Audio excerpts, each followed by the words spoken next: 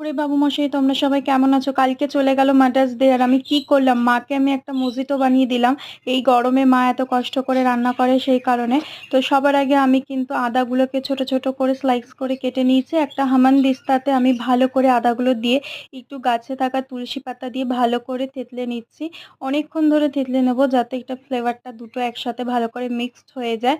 নেবার পর আমি কিন্তু অনেকক্ষণ ধরে থেতলেছি যাতে ভালো করে জিনিসটা তোমাদের সাথে আমি শেয়ার করতে পারি, আর এরকম মিনি ব্লগ কিন্তু তোমাদের জন্য আসতে থাকবে।